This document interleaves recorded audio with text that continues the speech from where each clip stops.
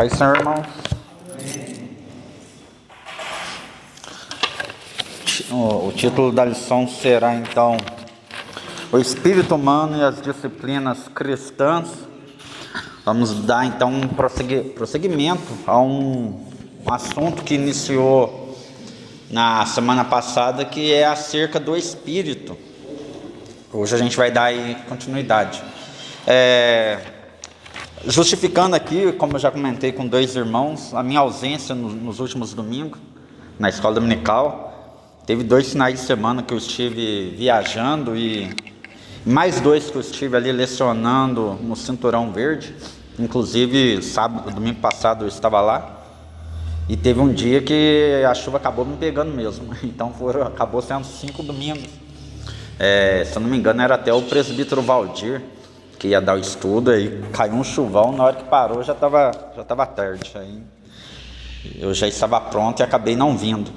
Mas eu estou estudando, estou acompanhando, porque é um assunto muito importante, principalmente para quem sempre quis saber a distinção entre alma e espírito. Então, esse trimestre é uma boa oportunidade para a gente ver a distinção, então, entre alma e espírito. Eu vou estar lendo a introdução, e aí depois eu conto com os irmãos para lerem os tópicos, algumas passagens bíblicas. Amém? Na introdução diz assim: nesta lição estudaremos sobre a importância das disciplinas cristãs. Partiremos do conceito de piedade, muito trabalhado por Paulo nas epístolas pastorais. Veremos que as disciplinas cristãs fazem parte de uma vida piedosa. Como o corpo precisa ser alimentado e exercitado todos os dias, o espírito precisa de disciplina diária para o seu fortalecimento. As principais são a oração, o jejum e a meditação na palavra de Deus. Então, o que a gente vai estudar aqui são as disciplinas cristãs. E as principais são a oração, o jejum e a leitura da palavra de Deus. Mas antes da gente adentrarmos nas disciplinas cristãs, o primeiro tópico vai falar sobre a piedade.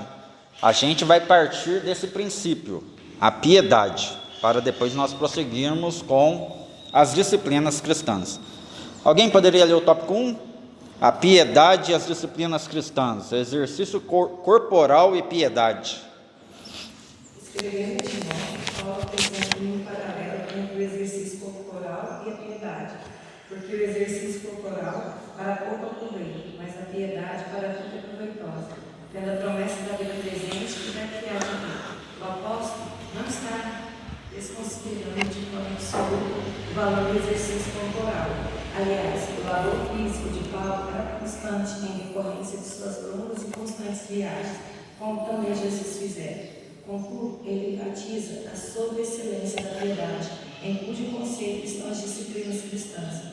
Os exercícios espirituais, enquanto os exercícios corporais têm algum valor apenas para esta vida. A piedade nos traz benefícios nesta vida e na eternidade. Amém.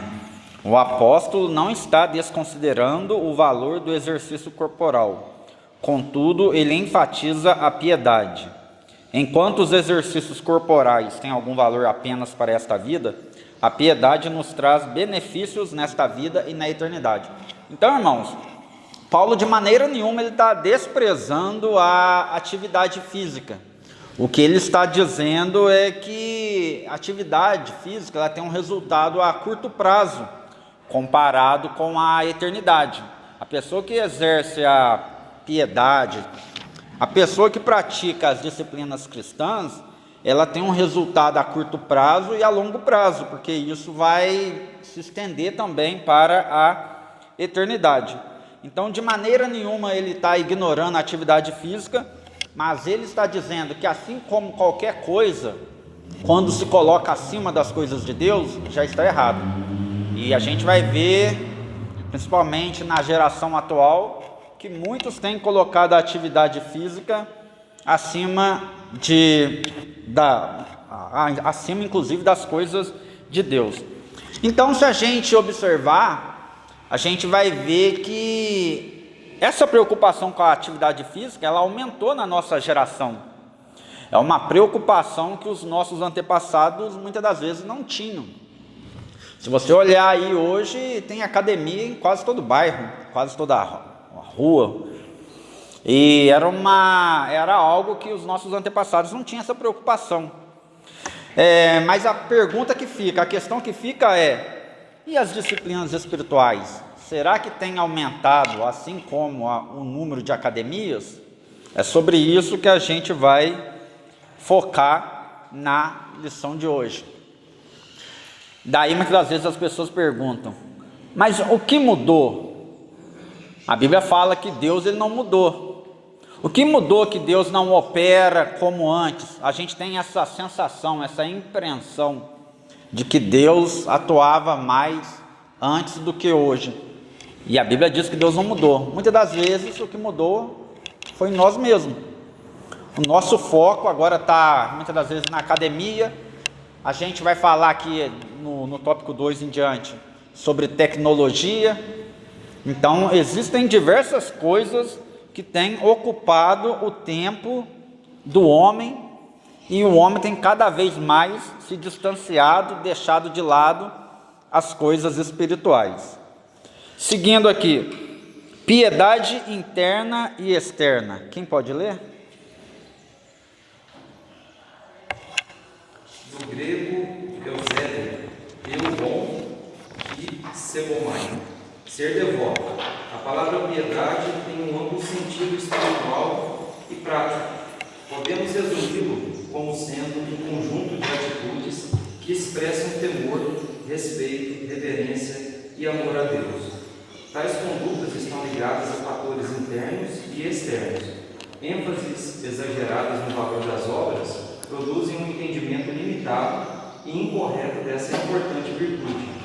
Como visto no catolicismo, desde os tempos medievais, os escribas e fariseus também davam grande valor ao aspecto externo, faziam longas orações, dizimavam e amavam cumprir publicamente seus deveres religiosos, mas interiormente estavam cheios de hipocrisias e de maldade. A verdadeira piedade contempla as disciplinas espirituais externas, como a oração, o jejum e a leitura das Escrituras, mas sempre relacionadas a uma vida de sincera e profunda devoção a Deus, procurando agradá-lo em tudo, e isso inclui um viver justo e misericordioso com o próximo. Amém. Quero enfatizar aqui a seguinte frase: piedade, conjunto de atitudes que expressam temor, respeito, reverência e amor a Deus. ênfases exageradas no valor das obras produzem um entendimento limitado e incorreto dessa importante virtude, como visto no catolicismo e por conta dos fariseus, que também davam grande valor ao aspecto externo. Irmãos, a gente tem que tomar muito cuidado para não cairmos no legalismo. E o legalismo é algo que ocorre no meio de cristãos, não tem como ocorrer, quer dizer, tem até como ocorrer no meio do ímpio, mas o cristão muitas das vezes ele está mais propenso a isso do que o ímpio. Por quê? O que é o legalismo? É a pessoa acreditar que por intermédio de suas obras ela será salva. É a pessoa acreditar que por intermédio das suas obras ela será salva. Eu gosto muito de uma frase que diz assim: eu não faço bem para ser salvo, mas é por eu ser salvo que eu faço bem. E essa frase ela é verdadeira. Eu faço bem porque eu quero ser imitador de Cristo. Eu faço bem porque eu pertenço ao corpo de Cristo. Mas de maneira nenhuma eu vou fazer o bem com o intuito de chegar naquele grande dia e fazer uma troca com Deus. Eu fiz essas coisas aqui e agora eu mereço um pedaço do céu. Não, a gente bem sabemos que a salvação se dá mediante a graça, é pela fé, é pelo mérito de Jesus, é pelo sacrifício de Jesus, não é mérito nenhum nosso. E aqui vai dizer que o catolicismo muitas vezes usou da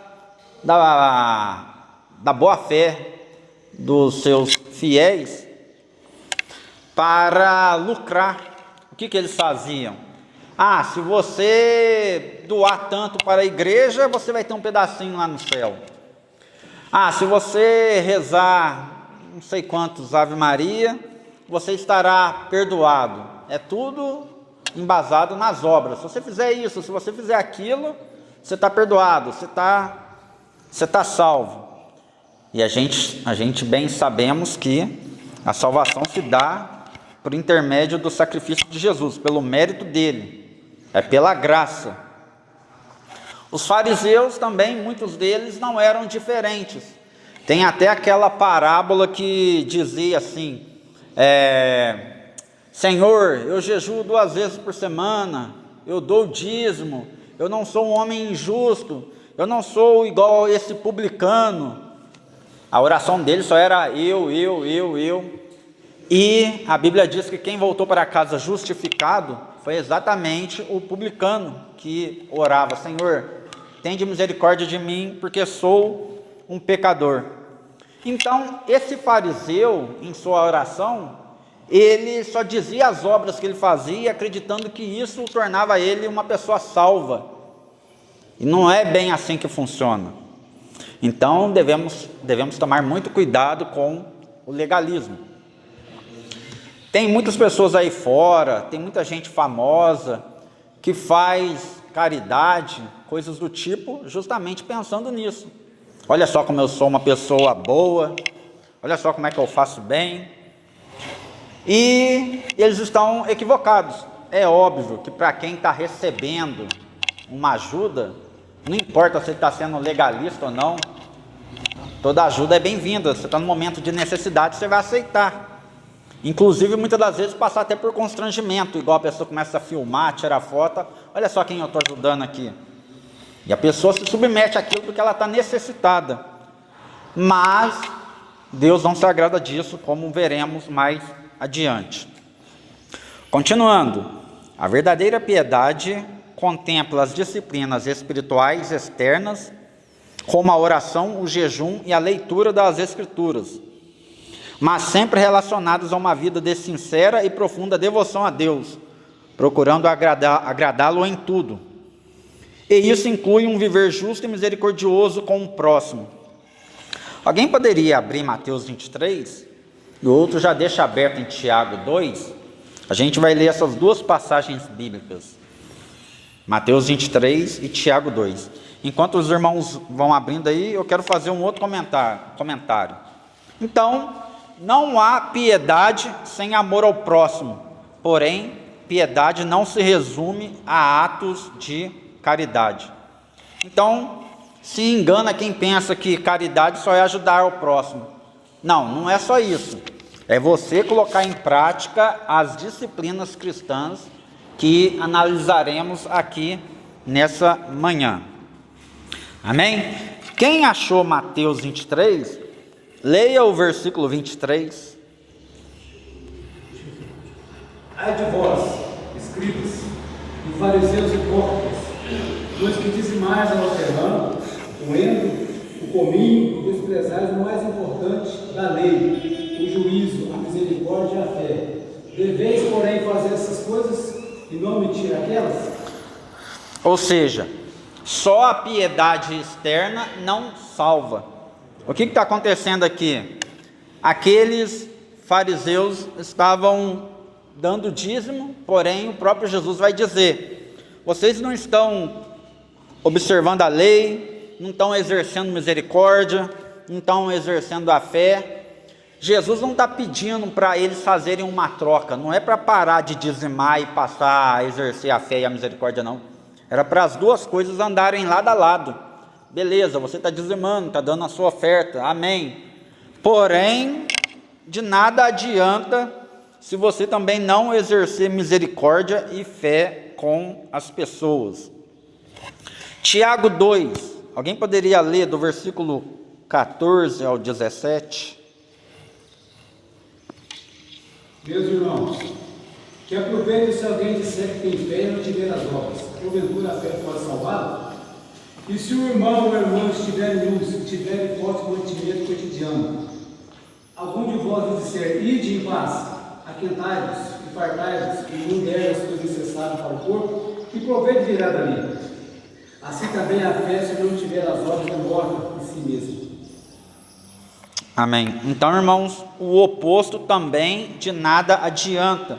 Ou seja, de que adianta eu disser que tenho fé e não pratico as obras? É como se eu vivesse a teoria, só pregasse a teoria, mas a prática mesmo, que é ajudar as pessoas, eu não ajudo. Eu estou aqui trazendo a mensagem para você, mas vai vir algum irmão, alguém, em algum dado momento, que vai te ajudar com algum mantimento, com algum utensílio. Esse não será eu, mas vai vir. A pessoa vai analisar, vai pensar o quê? Nossa, mas que hipocrisia, não adianta nada. Só trouxe a mensagem, não trouxe ajuda. E aqui ainda diz: e se o irmão ou a irmã estiverem nus e tiverem falta de mantimento cotidiano, e você disser, ide em paz, aquentai-vos e fortai-vos, e não lhe derdes as coisas necessárias para o corpo, que proveito virá daí? Então, de que adianta, igual eu estou dizendo aqui, viver da teoria, só pregar que o Deus é o Deus da providência e não estender a mão? Então, por isso que é importante cada um ajudar ao seu modo, com aquilo que tem, um pouco que tem. É lógico que se você estiver passando por uma situação muito desconfortável, difícil, naquele dado momento você não vai deixar de pregar porque está também necessitado. Mas não é coerente você viver ou pregar a teoria e não viver a prática. Aqui também vai falar sobre o jejum. Nem todo jejum ele é válido, porque existem pessoas que jejuam por outros motivos. Por exemplo, tem gente que jejua porque precisa passar numa consulta médica, então você não está fazendo para Deus. Tem pessoas que jejuam para deuses estranhos. Então, você quando vai jejuar, é preciso ter um foco, um alvo. E quando você tem um propósito, e esse propósito é servir a Deus, então isso também é válido. O mesmo vale para a leitura das Escrituras. Não é porque você lê que te faz santo, porque tem muito ímpio que também lê a Bíblia. Com qual propósito? De refutar a Bíblia. Com propósito, ler a Bíblia porque considera um livro histórico, ou até mesmo acredita que é um livro, como é que eu posso dizer? Um livro fantasioso, fictício. Então existem diversos tipos de cabeça, mas nós não. A gente lê e acredita palavra por palavra que está escrito na Bíblia, porque a Bíblia é o nosso manual de fé. Então essa é a diferença.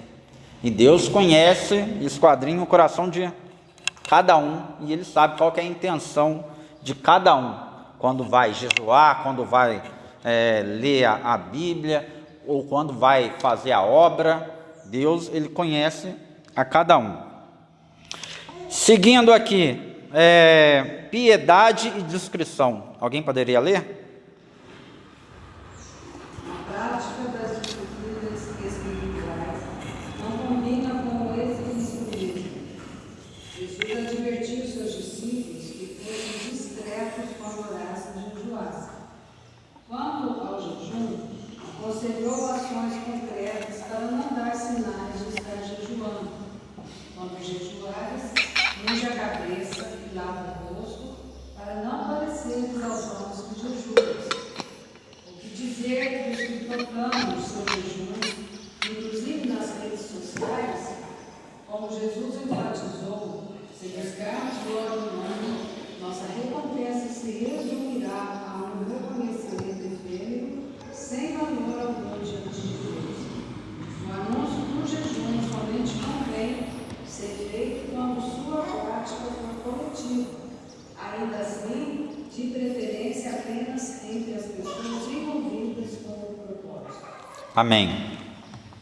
Olha só, a prática das disciplinas espirituais não combina com o exibicionismo.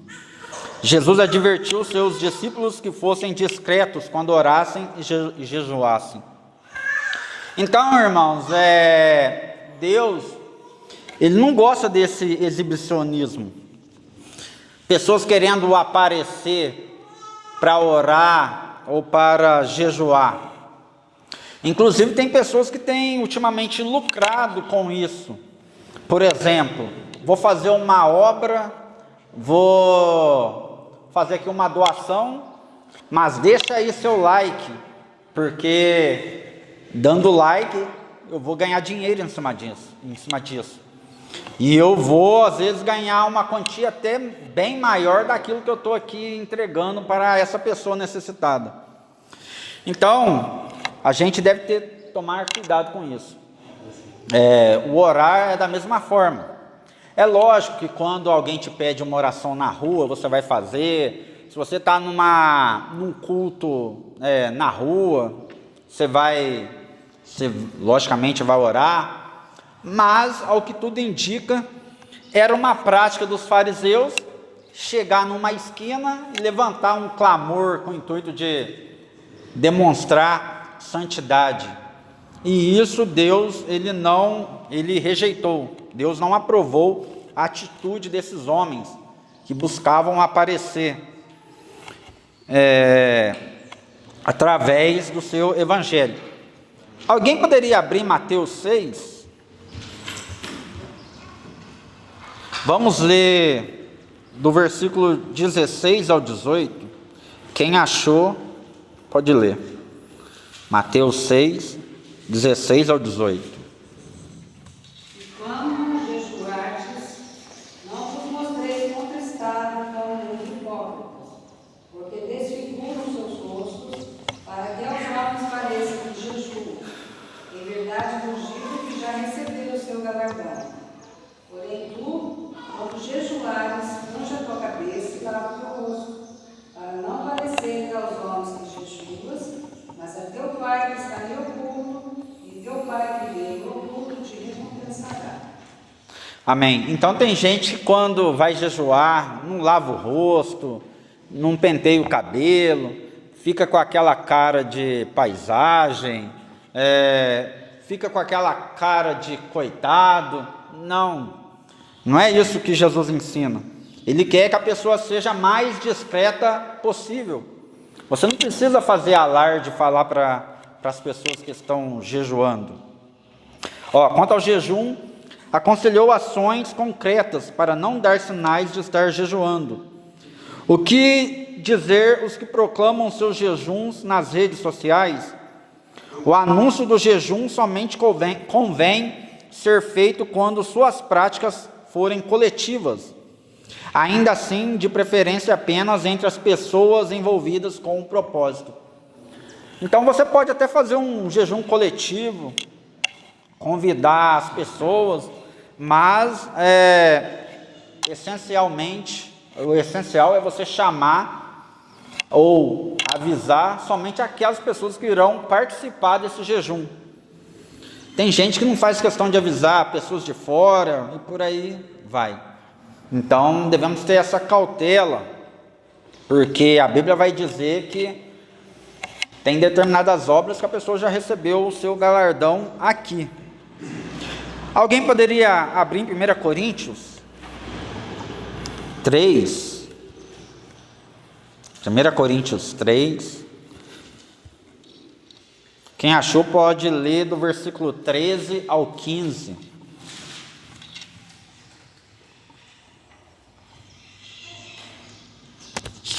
A obra de cada um manifestará na verdade um dia separará.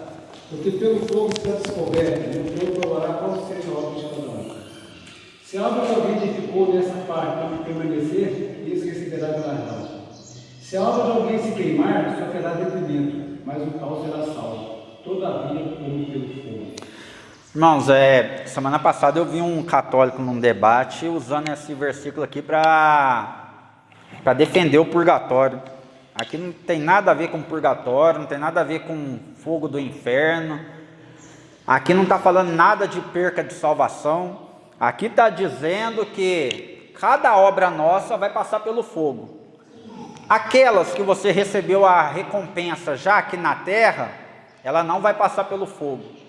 Aquela que conseguir passar pelo fogo é aquela que Deus viu que você fez de bom grado, que você fez realmente para Deus, que você fez não esperando nada em troca. Essa sim você será premiado, galardoado. Amém? Aqui não está dizendo nada em questão de a pessoa ir para o inferno ou para o céu. Aqui é Deus analisando obra por obra de cada pessoa para definir se essa obra que a pessoa exerceu aqui na terra vai ser galardoada ou se vai ser descartada, não vai ser considerada, pelo fato de alguma forma ela já ter recebido a recompensa aqui na terra. E daí eu gostaria que alguém abrisse em 2 Timóteo 3. Para fechar esse primeiro tópico, eu gostaria de fazer a seguinte pergunta: o que você ganha sendo piedoso? O que a gente ganha sendo piedoso? A resposta para isso está lá em 2 Timóteo 3. Quem achou, pode ler o versículo 12. 12.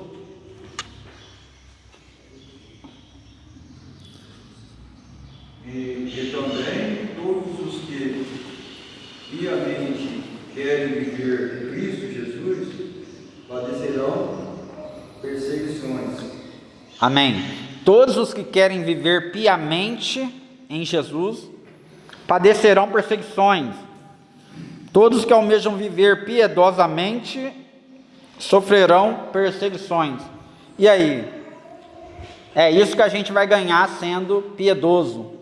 Você ainda quer ser piedoso? Quer exercer o ato de piedade? Essa semana eu vi uma matéria onde um vizinho matou o outro vizinho pelo fato dele ser cristão. Matou o pai e o filho, um filho adolescente, pelo simples fato deles serem cristãos. E disse que o objetivo era matar a família inteira, inclusive a mulher. Embora essa família fosse da CCB, Congregação Cristã do Brasil, eles eram irmãos, pessoas que acreditavam, que criam em Jesus. Então olha para os irmãos verem a que ponto chegamos. Olha para você ver como a luz incomoda as trevas. Eu não estou aqui, não tem como eu falar que aquela família vivia de uma forma ímpar, de uma forma assim, irrepreensível, não tem como. Mas as primeiras informações, inclusive o relato do assassino, tinha essa revolta pelo fato de realmente eles serem evangélicos. Então, a piedade muitas das vezes vai trazer para a gente isso, é perseguição. Mas nós temos que perseverar em Cristo Jesus. Alguém quer fazer algum comentário? Eu falando aí que para que os escritos, que foi já dando valor ao aspecto externo, também muitas vezes não são espirituais. Muitas vezes a gente contempla, até na igreja mesmo. O pastor, vamos fazer um mutirão, vamos dar uma limpeza na igreja. Aí convida os irmãos aí, limpa, né? Dá a benção. Mas depois o pastor tem que não falar o nome. Se não falar o nome, o pessoal, do jeito, fala o meu nome. E também na questão também da ajuda. Quando o mundo passou necessidade, eu trago ele mesmo experiência, eu aprendi com o Senhor. E chegar ali aquele jeito sonista, trazendo as coisas, a gente chega ali e faz uma oração, um monte de desabados, você conversa com ele lá de embora, é uma coisa discreta. Aí você enfia a mão no bolso, a pessoa vai dar para você foi embora, você pega na mão desse mas está na tua mão no ferro. Segura na mão dele, abraça, aí ele começa a glorificar, eu sei ele pega dinheiro assim, sem ninguém saber, põe no bolso. Para que para não trazer constrangimento para a pessoa que está naquela cidade. Tem pessoas que é antiga, hoje, tem pessoas que conhecem, tem pessoas que é difícil, você sente que está sendo assim, menosprezado, você trazer aquela oferta ali na casa dela, já que ele não está conseguindo manter o seu lar e a sua família. Muitas vezes a gente tem que ser discreto nessa hora. Você vai levar, não vai levar uma cesta, leva um dinheiro na mão, 50 reais, 100 reais, mas na hora de ir embora, acabou a oração, vamos orar. Aí nós vamos dar para o Senhor, você eu não vou na mão, você pega na mão dele, e ele fecha a mão, segura o que dinheiro e fica você abraça ele, né? Ora com ele e vai embora. Justamente é o particular entre Deus, você e ele. Vai medir que a gente banana, não trouxe nada, mas Deus sabe todas as coisas, Deus sabe o que você está fazendo. Muitas vezes, hoje, você vê na rede social mesmo, os exibicionistas, a pessoa chega, você até não constrangimento da pessoa, não é? Não há necessidade de fazer esse alarde, mesmo porque quando você ajuda alguém, essa pessoa muitas das vezes não vai esquecer. E quando ela for testemunhar, muitas das vezes ela vai até citar o nome da pessoa que ajudou. Mas aí é ela fazendo, é ela citando. A Bíblia diz que o que a mão direita faz, a esquerda não precisa ficar sabendo. Mas tem gente que, para se promover, para querer aparecer, ele faz, filma, tira foto, posta, faz de tudo. Hoje está lucrando em cima, porque esses vídeos geram um retorno financeiro. Então, Deus, ele conhece o coração de cada um e ele sabe quem está fazendo realmente por amor ou quem está só querendo lucrar com isso. Alguém quer fazer mais algum comentário? Aqui no Auxílio da Vida Cristã diz assim: o homem que sabiamente se disciplina para a santificação compreende a necessidade de orar, de ser realista e confiável, e que a falha faz parte do sucesso. Então vai ter momentos, irmão, que a pessoa vai cair, mas ela tem que levantar e seguir adiante. Esse processo de santificação é um processo lento, às vezes doloroso, às vezes vai haver quedas, mas o primordial é você não parar. E Deus contempla isso. Agora a pessoa desiste porque tropeçou uma vez e abandona tudo, aí é perigoso, é complicado. Este ímpeto vem de entender a graça. Tudo em sua vida parte da graça de Deus, apenas da graça. A própria salvação vem apenas da graça. Estávamos mortos, incapazes de salvar-nos, quantos cadáveres. Somos salvos pela graça de Deus, seu imerecido favor. Então, Deus enviou o seu Filho para que morresse em nosso lugar, mesmo a gente não merecendo. Então, que fique bem claro isso: a salvação se dá mediante a graça, ao sacrifício de Jesus, ao mérito dele e não nosso, não através das nossas obras. E olha só o que diz aqui, para finalizar essa parte: mesmo a melhor porcentagem de obras diminui a graça da salvação, conforme Paulo esclareceu diretamente. E é pela graça, já não pelas obras. Do contrário, a graça já não é graça. Ora, se a salvação fosse dada mediante a obra, a graça deixaria de ser graça. Então, por mais que alguém faça obras aqui nessa vida, você nunca vai atingir um nível em que você será coroado, premiado, salvo por conta dessas obras. Então, é mediante ao sacrifício de Jesus. É lógico que a gente, principalmente os cristãos, fica um pouco em falta quando a gente analisa outras instituições, mas essas instituições acreditam que é através das obras delas que elas serão salvas. E não é assim que funcionam as coisas. Então é fundamental a gente conciliar as duas coisas. Como diz Tiago, a fé sem obras ela é morta. Não devemos deixar de praticar as obras, mas termos consciência de que não é isso que nos garante a salvação. Tópico 2. O desafio das disciplinas espirituais. Alguém poderia ler? Analogia. Não é fácil manter uma rotina de exercícios físicos. Essa mesmo? Isso. Quanto menos se exercita, menos se quer exercitar. Quanto mais tempo parado, pior fica. A retomada costuma ser um processo doloroso, geralmente com limitações, impedindo que se alcance um estado ideal de mobilidade. Assim acontece também na vida espiritual. Quanto menos oramos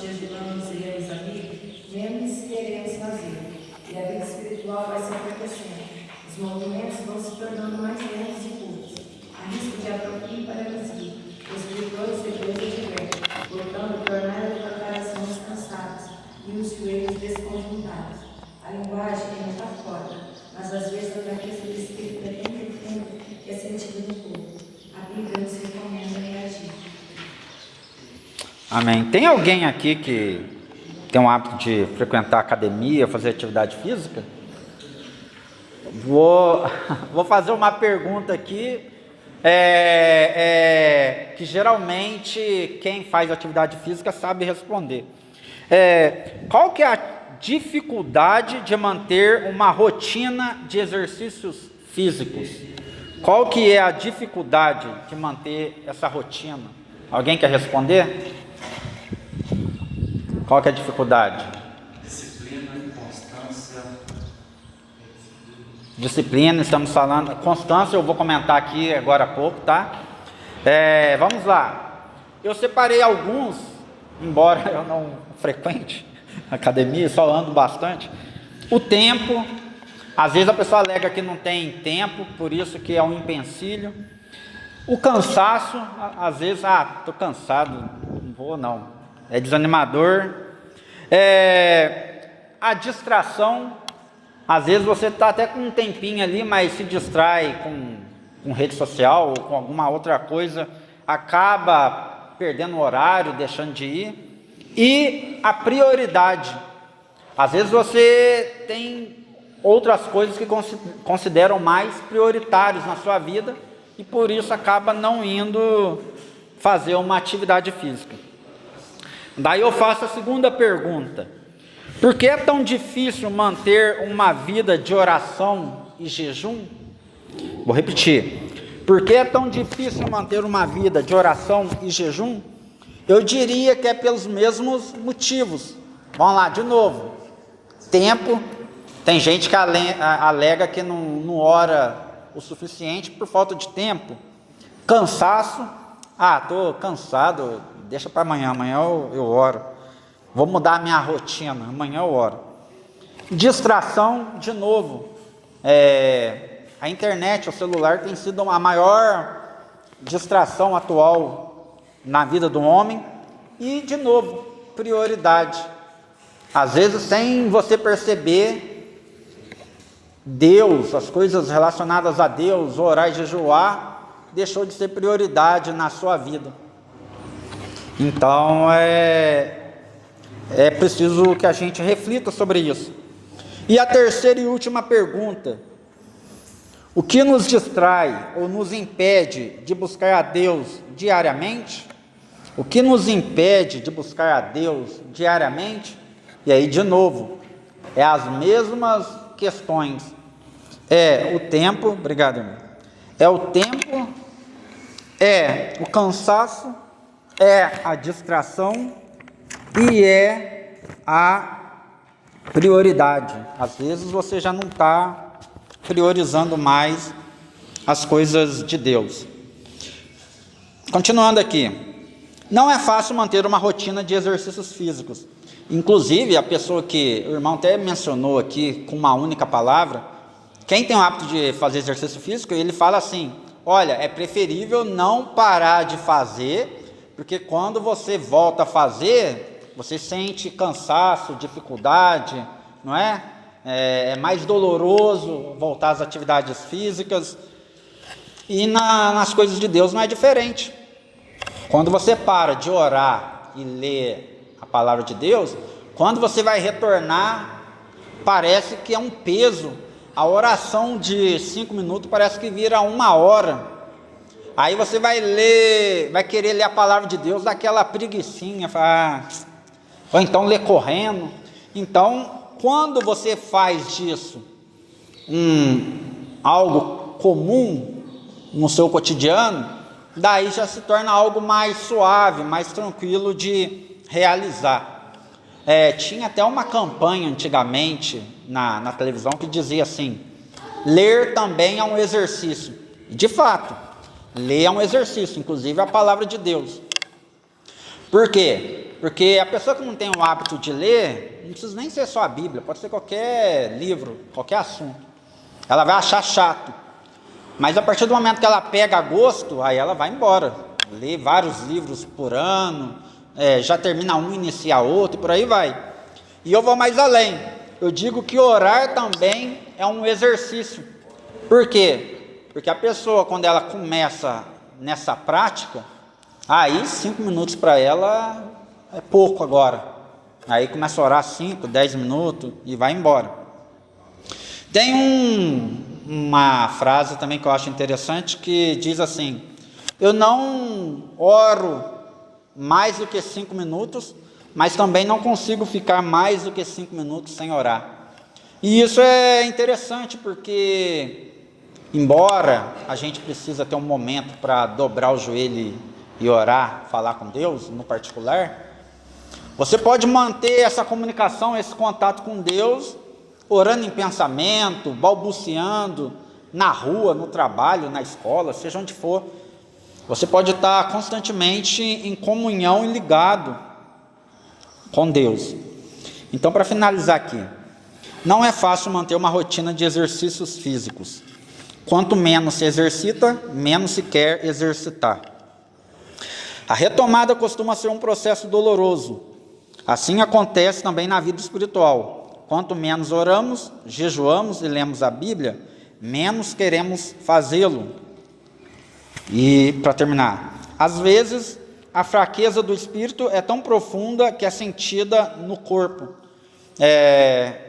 Então, tudo isso aqui nós já falamos nessa manhã, mas quando se trata da nossa vida espiritual, quando a gente deixa de orar, deixa de ler a palavra de Deus, a gente começa a sentir que afeta até o nosso corpo.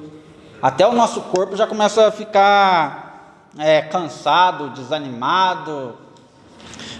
Tanto é que a pessoa que deixa de ler a Bíblia, orar, jejuar, já começa a sentir desânimo de ir para a casa de Deus. Então já começa a refletir, a externar no nosso corpo físico. Uma outra coisa aqui, irmãos, a tecnologia, ela tirou muito a atividade física do homem, porque nas coisas mais simples, antigamente a pessoa quando estava vendo televisão e queria mudar de canal, ela levantava e ia lá e girava o botãozinho da televisão. Hoje tem controle remoto. Hoje está tendo controle remoto até para apagar e acender a luz do cômodo da casa. Então a pessoa fica praticamente parado, inerte, e isso vai gerando na pessoa obesidade e outras coisas mais. Então eu acho que a geração anterior nem preocupava tanto com a atividade física, porque sem perceber já estava exercitando, até mesmo dentro de casa. Então muita coisa se tornou prática por conta da tecnologia. Há quantos irmãos, igual lá em casa mesmo, a gente mora perto da igreja e vende carros, podia fazer uma caminhada às vezes, andar um pouquinho. Então a tecnologia acabou fazendo o homem ficar mais estático, parado, se movimenta pouco. Tópico 2, alguém poderia ler? Apatia, engano e pecado. A diminuição da prática da oração, do jejum e da meditação nas Escrituras causa perda de discernimento e sensibilidade espiritual.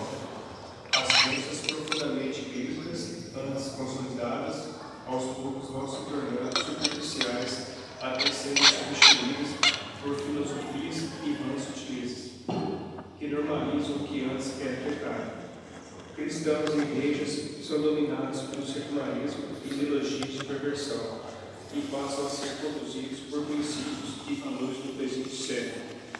Como estão nossas disciplinas espirituais, pessoais e congregacionais? Então aqui está dizendo que a nossa geração tem o hábito de normalizar o que antes era pecado. Hoje, muitas das vezes, às vezes é até a gente mesmo que fala isso, ou a gente vê outras pessoas falando, aquilo lá não tem nada a ver, aquilo lá não é pecado não, pode fazer. É preciso ter muita cautela, nem tender para um lado nem tender para o outro. Por quê? Porque realmente tem algumas coisas que a gente considerava errado, mas aí você vai analisando e aí você vai criando uma certa maturidade, você vê que realmente não tem nada a ver. É a questão do legalismo. Às vezes a pessoa acha que o fazer somente a obra será salvo. Vou dar um exemplo aqui de uma outra denominação. Se não guardar o sábado, você não está salvo. Não tem nada a ver. Então, isso é obter maturidade. Mas a gente tem que tomar cuidado para não tender para o outro lado.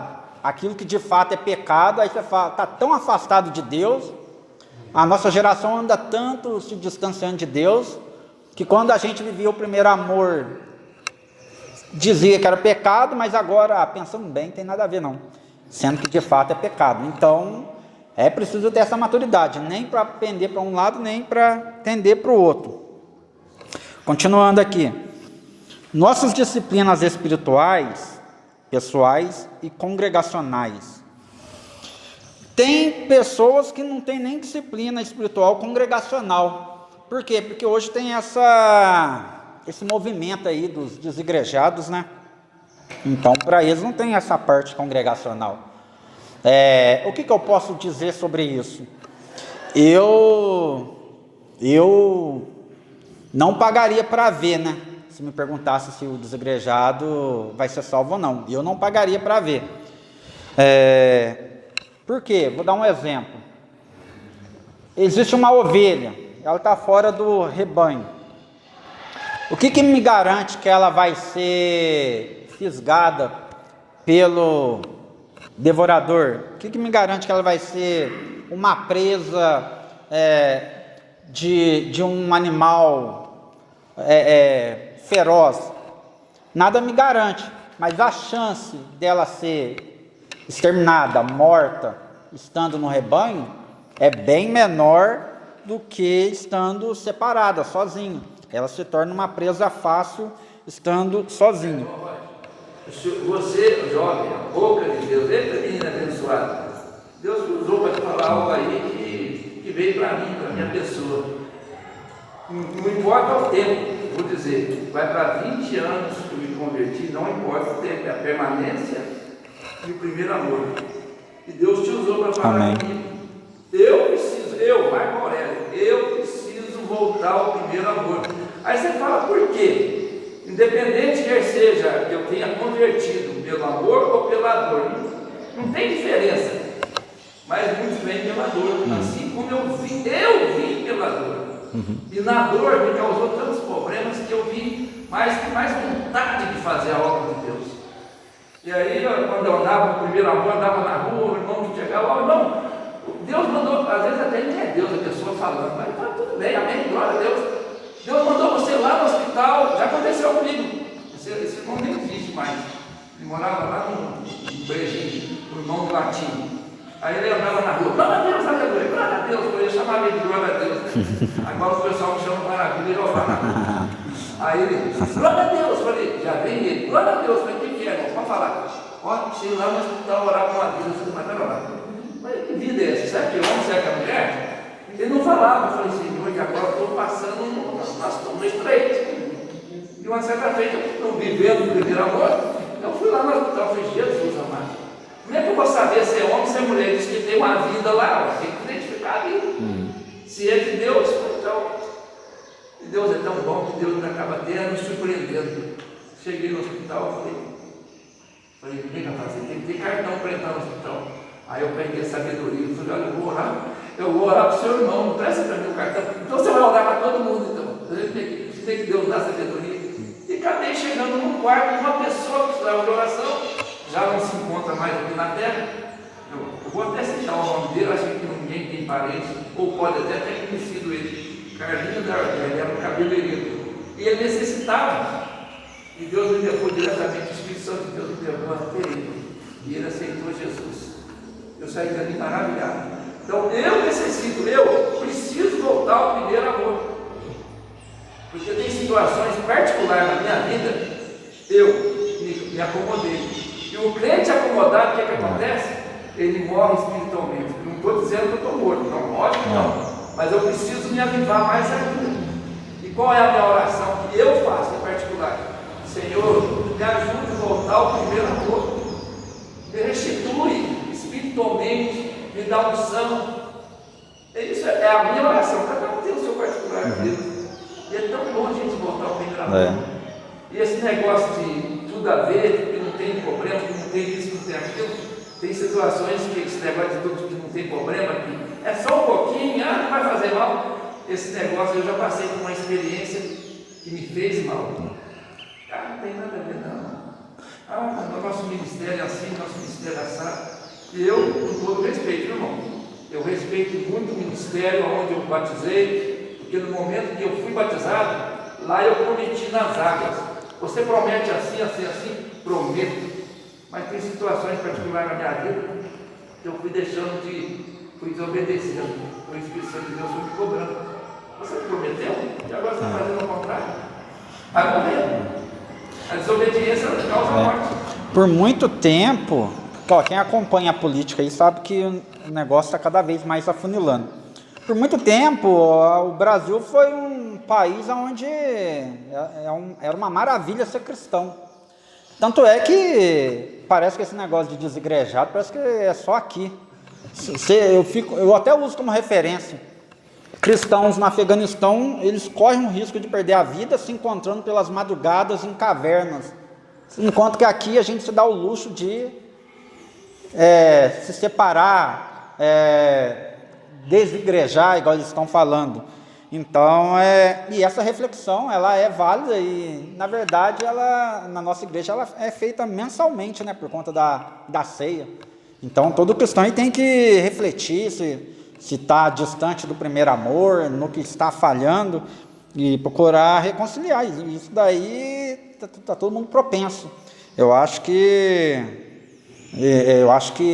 é poucos os cristãos que estão satisfeitos com a conduta que se encontra hoje. Sempre há algo para melhorar. E eu quero fazer um comentário aqui, na verdade são dois. A primeira diz assim: cristãos e igrejas são dominadas pelo secularismo e ideologias de perversão e passam a ser conduzidos por princípios e valores do presente século. O que eu quero dizer com isso? Irmãos, hoje tem pessoas que têm medo de pregar determinados assuntos. Hoje está se tornando um tabu falar de homossexualismo.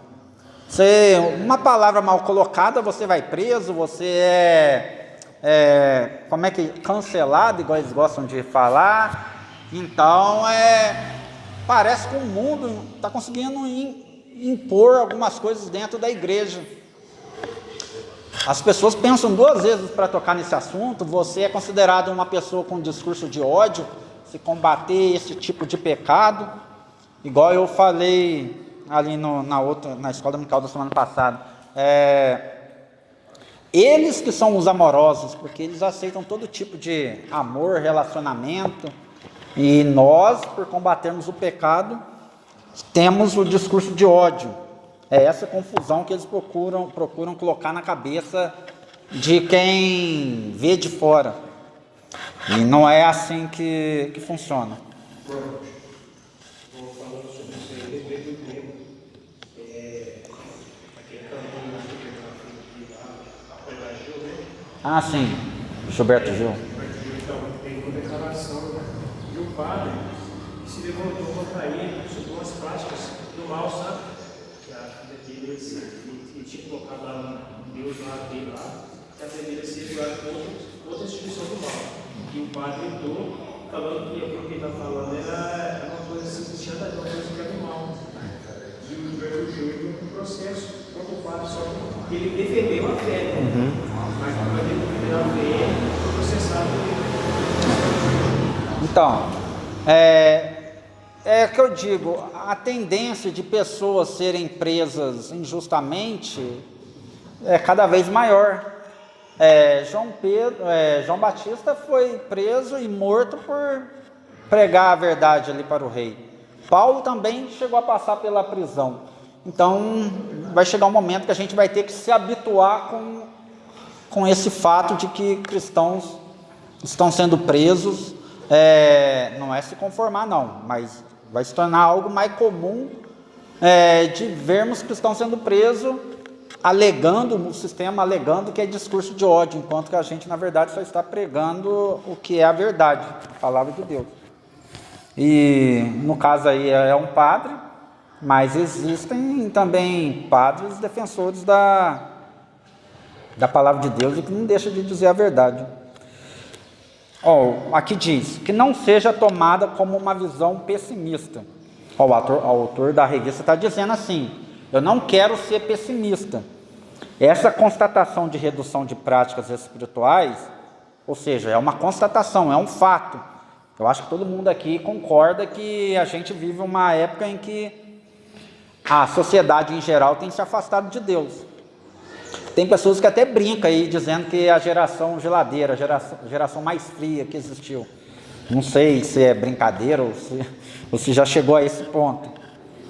E aqui ele diz, também não é uma crítica, mas uma respeitosa autocrítica. Por quê? Porque ele também se coloca nessa crítica. Ele também está fazendo uma análise de si mesmo. Olha só o que ele vai dizer. Devemos refletir sobre nossa realidade. A redução da prática de oração, do jejum e da meditação nas Escrituras reflete diretamente em nossa comunhão com Deus, pois são os meios pelos quais nos aproximamos dele. Há um enfraquecimento na fé. Então, infelizmente, tem pessoas abandonando a fé. Antigamente, o católico dizia que era católico não praticante, né? Aqueles que não gostavam de frequentar a igreja católica. Aí é os desigrejados, era isso que eu ia falar, eu uso esse termo. Aí acharam um termo novo para dizer, eu sou crente, eu sou evangélico, mas não sou de igreja nenhuma. Então, é um perigo. 3, alguém poderia ler? Da teoria à prática. Muito mais que teoria, as disciplinas espirituais devem ser praticadas por todo cristão. Reservar o tempo no início do dia para oração e meditação nas Escrituras é fundamental. Sempre que possível, repetir a disciplina ao longo do dia, ainda que em momentos curtos. Já de noite, concluídas as tarefas cotidianas, voltar à leitura da Bíblia e à oração. Praticar jejuns. Manter uma frequência regular nos cultos, com especial dedicação às reuniões de oração e consagração. Ser aluno assíduo da escola dominical também é uma disciplina espiritual e essencial que fortalece toda a família, de forma complementar. Devemos identificar com livros e sábios e literatura cristã sadia. Amém. Aqui eu quero fazer diversos comentários. Alguém abra Salmo 55, versículo 17, e o outro já abre em Lucas 6. Alguém já deixa aberto em Lucas 6. Mas vamos ler primeiro Salmo 55, versículo 17. Quem achou pode ler. De tarde e de manhã, e ao meio-dia orarei e clamarei, e ele ouvirá a minha voz.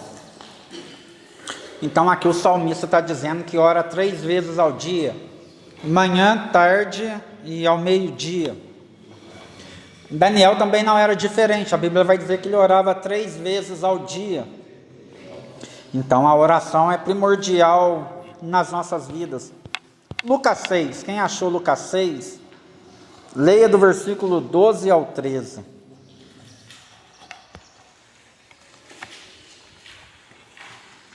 E aconteceu que naqueles dias subiu ao monte a orar, e passou a noite na oração a Deus. E quando já era dia, chamou a si os seus discípulos e escolheu 12 deles, a quem também deu o nome de apóstolos. Amém. Irmãos, o que eu aprendo aqui? Que grandes tomadas de decisões requer oração. Eu vou repetir. Isso vale para as nossas vidas. Grandes tomadas de decisões requer oração. O próprio Jesus, ele orou para logo em seguida escolher os 12 apóstolos os 12 discípulos, aqueles que não somente ficariam com ele 3 anos e meio aproximadamente, período do seu ministério, mas que depois levariam o seu evangelho adiante, mesmo após a sua morte. Homens que estariam dispostos a morrer pelo evangelho. Então ele não saiu escolhendo qualquer um. A Bíblia vai dizer aí que ele primeiramente orou para logo em seguida escolher os 12. Então, no que diz respeito à oração, eu pergunto para os irmãos: qual é o seu melhor momento para orar? Qual é o seu melhor momento? Para alguns é melhor orar quando levanta. Tem alguns que acham mais fácil, melhor orar quando chega em casa. Tem uns que tem, por exemplo, 2 horas de almoço, ora nesse intervalo.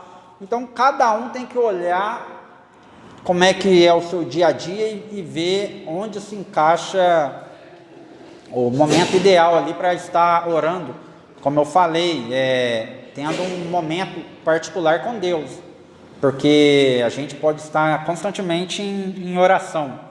Mas eu digo, chegar na sua casa, trancar a porta do quarto, ajoelhar e meditar na palavra de Deus, às vezes requer um tempo à parte, um tempo especial.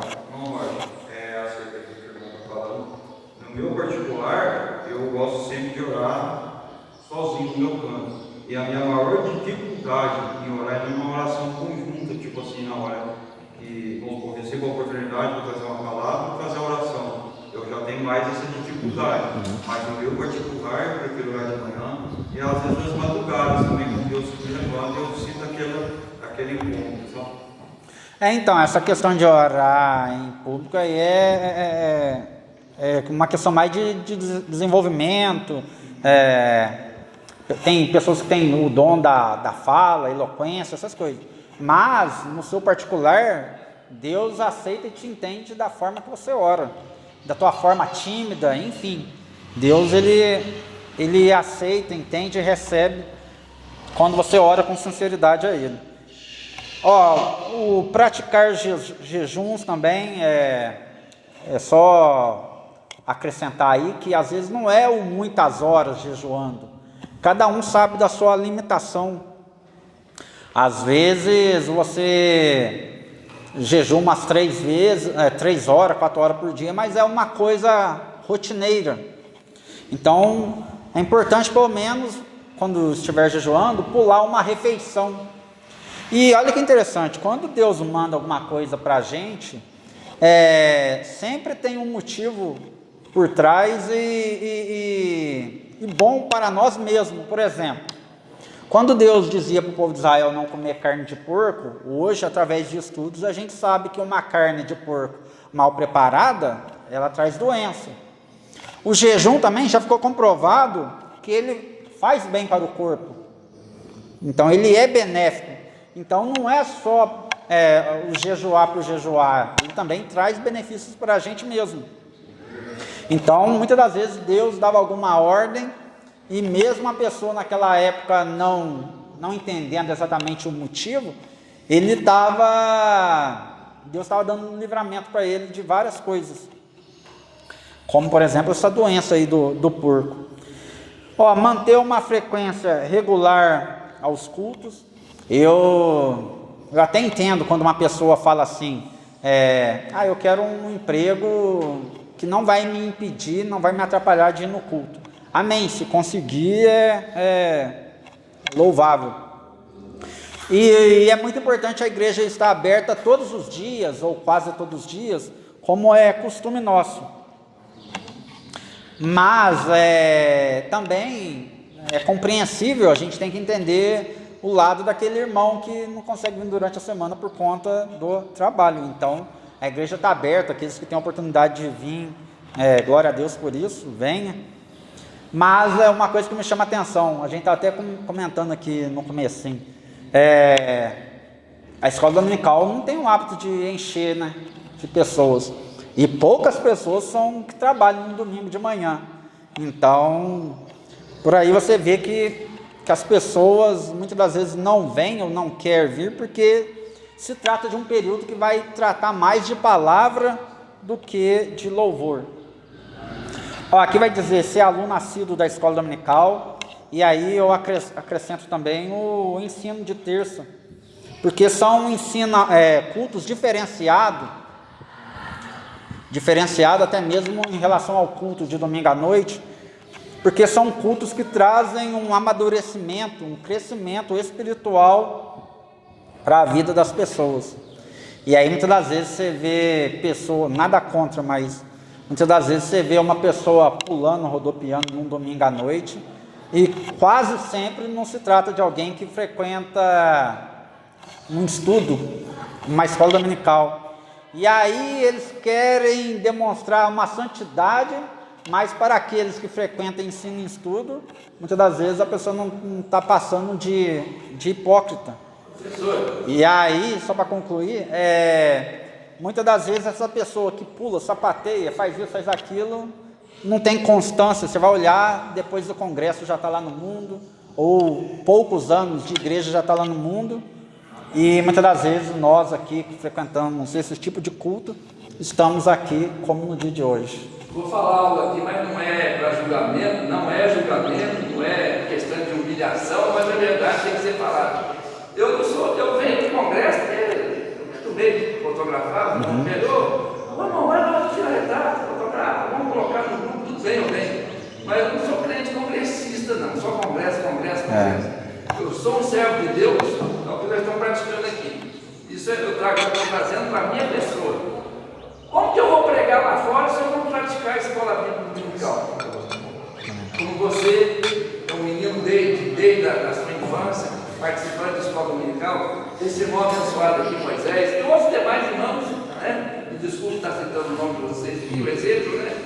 Eu acho muito maravilhado um servo de Deus participar da escola bíblica. Sou grato a Deus pela Assembleia de Deus ter escola bíblica. Outro também que eu gosto, culto de doutrina, terça-feira. Como que eu vou pregar? Não tem como eu pregar lá se eu não sei. Né? Falar que estou cheio do Espírito Santo de Deus, Deus não quer dar. Mas a escola bíblica é para aprender. Agora tem congregações por aí, não vou citar nome, não cabe nem falar no meu endereço.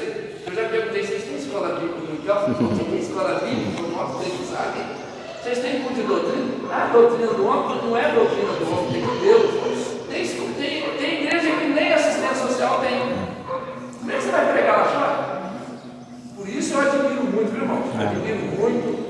Eu vou falar de Assembleia, agora eu vou que esteja para lá. Admiro muito ver um pregador de Assembleia de Deus, porque ele tem fundamento. A pregação ele tem início, meio e fim, porque ele estuda. Porque se eu não estudar, fora a escola bíblica, eu tenho que estudar em casa também. Estou certo ou errado? Estou só aqui na escola bíblica, no curso de doutrina aqui, e lá em casa eu não leio a Bíblia e fico por isso mesmo. Eu estou certo ou errado? Não, tem que estudar em casa também. Isso, tem que estudar em casa. A pessoa tem que criar essa autonomia para também estudar por conta própria, engatinhar por conta própria. Inclusive, alguns rodopios que ocorrem em algumas igrejas, eu vejo o ímpio falando que muito se assemelha a religiões africanas. E aí nós aqui, frequentadores de escola bíblica dominical, de culto de ensino, tem que explicar para as pessoas, tem que justificar, tem que explicar para o ímpio, não é bem assim e tal. Por quê? Porque a pessoa vem para a igreja, carrega tudo que trouxe lá de fora e não aprende em momento nenhum, porque eu até entendo também o lado dos pastores, que domingo é difícil ficar puxando a orelha, ainda mais que cultos que têm o hábito de vir visitantes, e aí fica por isso mesmo, passa ano, entra ano, não chega ao conhecimento da verdade, igual a Bíblia diz, porque não estuda a Bíblia ou em casa ou aqui mesmo. Continuando, aqui vai falar também de ouvir hinos sacros e literatura cristã sadia. Em relação à literatura cristã, eu até aconselho conhecer um pouco o autor do livro, ou pelo menos a editora, porque às vezes você pega uma editora aí de uma igreja herética, e você vai ler o livro lá, você está se enchendo de heresia e não se deu conta disso. Então, por muito tempo eu fiquei só com a Bíblia. Mas hoje, quando eu vou ler um livro por fora, eu procuro dar uma olhada na editora para ajudar, para ver se já é coerente com os nossos ensinamentos. E em questão dos hinos, não é porque o hino foi composto ou entoado por algum cristão, que significa que ele é bom, né? Até dentro dos hinos cristãos, a gente tem que fazer essa seleção. Porque tem hinos que nem enaltecem a Deus, ou então tem heresia embutido ali, então na letra, ou então a gente tem que fazer essa seleção. E também tem pessoas que, ao invés de estar ouvindo hinos edificantes, ouvem música secular, né? Eu tenho pavor disso. Igual eu falo, eu já tenho tanto pecado na minha conta, pelo menos essa de ouvir música secular não vai entrar na minha conta, não. Eu trabalho ali na escola, e ali a gente está propenso, às vezes, a ouvir algumas músicas. Nossa, a geração de hoje gosta daquele funk lá, e ainda bem que é quase unanimidade entre os professores, que acham aquilo lá um lixo. Nossa, principalmente os funks atuais. É como dizem por aí, pornografia para cego. Quer falar? Olha, eu já vi, aqui não, graças a Deus eu nunca ouvi. Se falou, eu nunca ouvi, mas eu já vi pessoas, até amigos da gente mesmo, aí falando: eu sou evangélico, mas eu gosto muito das músicas dos anos 80, já. Eu falei: nossa, estava querendo fazer igual a mulher de Ló, voltar para trás, viver os anos 80, não, eu quero conseguir, ué. A vida de Jesus está aí, ué. Agora eu vou querer proceder, mas eu gosto dos anos 80. Gosto não se discute, mas está faltando a conversão, né? Então, primordial a gente aproveitar o nosso tempo para ouvir músicas que edificam. Vamos lá. Ter um local e um horário para reunir-se já é em si uma importante disciplina. É o que eu falei. Para os desigrejados isso aqui já não existe, né? Não procura igreja nenhuma. É importante refletir a respeito da qualidade dos nossos hinos, letras e ritmo. Hoje tem hino que não tem letra. Ele pega uma frase ali, 2 frases e vai embora por 15 minutos. Eu vou te falar, eu meio que parei no tempo em relação a hino. Eu gosto mais dos hinos, vamos dizer assim, de 2010 para trás, porque hoje virou moda esses hinos chamados hinos congregacionais. O nome é até bonito, mas um ou outro que se salva, você vai ver, são hinos demorados. Por quê? Porque na igreja deles não tem preocupação com palavra. São hinos que não têm profundidade bíblica, porque talvez nem estudam muito a Bíblia. Então eles focam ali em 2, 3 frases e fica ali por um bom tempo. O ritmo também tem que ser condizente com o evangelho, com a igreja. Então letra e ritmo tem que estar em comum acordo. Precisam ser analisados, letra e hino, pois dizem muito quanto à edificação. O volume do som nos templos também precisa ser considerado. É indispensável que se possa compreender a mensagem do que é cantado.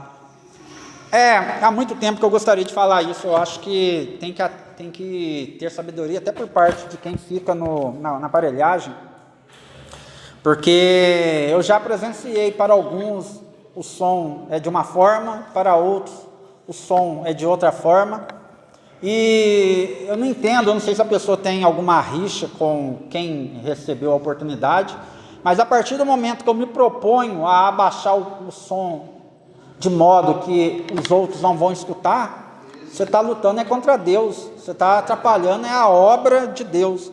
Então, até para ficar na aparelhagem precisa ter sabedoria, saber dosar, tá? Irmãos, alguém quer fazer algum comentário? Irmãos, eu não vou ler o tópico 3 porque a hora já está acabando, tá? E o tópico 3 também está um pouco extenso, tinha separado bastante coisa. Falou de música, de fato eu concordo também. Embora eu trabalho com necessidade, eu vejo essa dificuldade. Mas se eu ficar pensando, eu não vou trabalhar. Eu trabalho com publicidade, às vezes eu até falo com o cliente, nossa, ele é evangélico.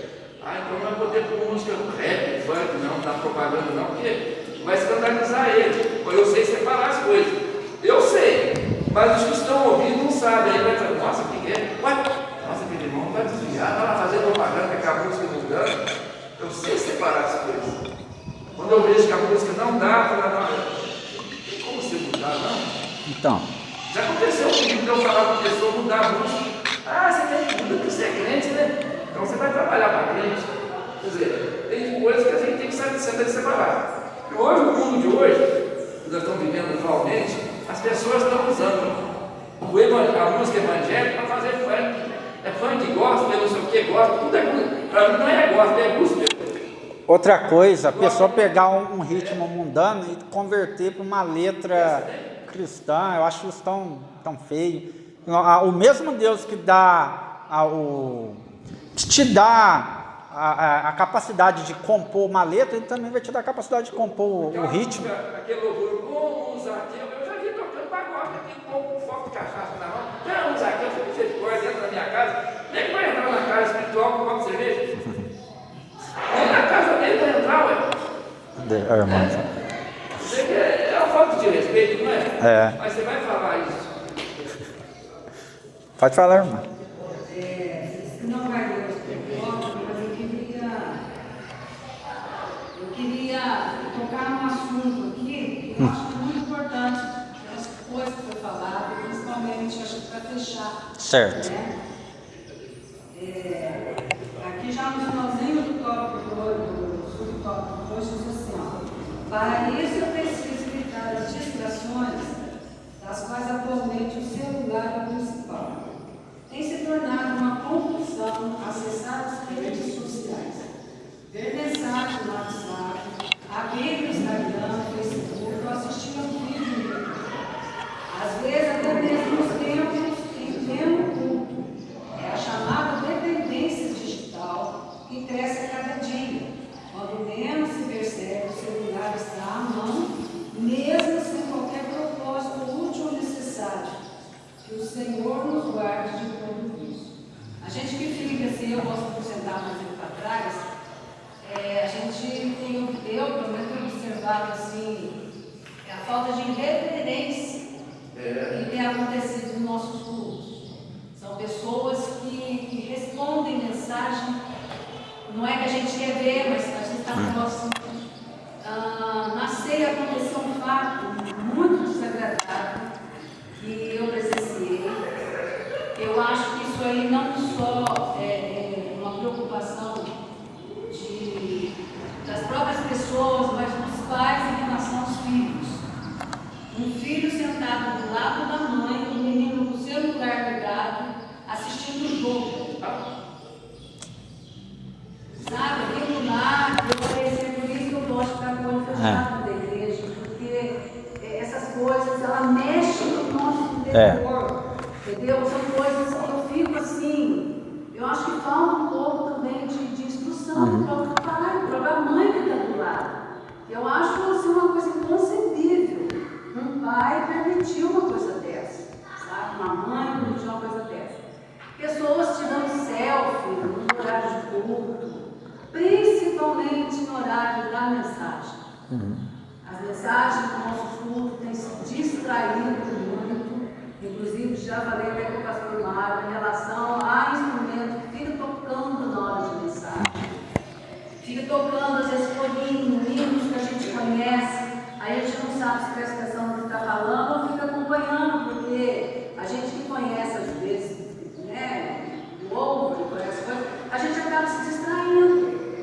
Então são coisas que eu acho que devia ser focada mais na igreja.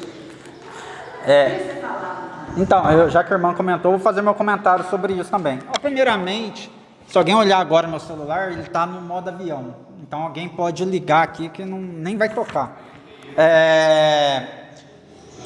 Quando eu estou dando um ensino aqui, eu faço uso, porque só aqui tem duas versões diferentes da Bíblia. Mas de maneira nenhuma eu gosto de manusear a Bíblia quando eu estou no banco, justamente para não dar essa impressão de que eu estou fazendo outra coisa. Eu já presenciei umas 3 vezes adolescente, eu não digo nem criança, adolescente também jogando durante o culto. Eu, como pai, eu não permitiria isso. Alguém pode até questionar: irmão, você não é pai? Irmão, eu estava usando, foi para outra coisa, não foi, para as coisas de Deus, não estava mexendo em outra coisa. Enfim, então eu vou colocar aqui o termo reverência, igual a irmã citou. Então tenha reverência então na casa do Senhor, já que você não vê problema em seu filho mexer no celular durante o culto, que vocês tenham reverência, porque uma reverência é uma atenção, sim. Você pode ver os judeus ficavam horas em pé ouvindo a palavra, né, não se retiravam, e hoje aqui tudo vira distração. Então, realmente, a internet, o celular tem adentrado para dentro da igreja. Nem na escola, a irmã falou a verdade, nem na escola pode ficar usando o celular. Minha filha leva o celular, às vezes, pai, não fala nem professor. O governo proibiu o ano passado. Esse ano. Pai, eu tô levando o celular para ligar o senhor. Eu falei: mas mentira, não faz isso não fala mentira. Manda mensagem para mim buscar ela, não fala mentira não, filho. Agora no meu caso, eu uso o celular mais para. Agora na hora da pregação, a filha nem fica filmando. Só se o pregador fala assim: um pouquinho lá pregando também. A gente tem que ter reverência, porque se eu ficar filmando, eu vou tirar a atenção do irmão.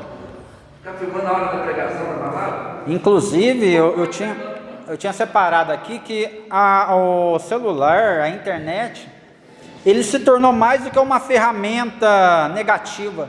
Ele se tornou um vício. Porque o que acontece com um viciado? Tem um usuário de droga ou de bebida, ele está disposto a roubar, até mesmo matar, para pegar o teu pertence e gastar naquilo que ele é viciado. Bom, já tem casos de crianças que tentaram botar fogo em avós porque tomou o celular dela.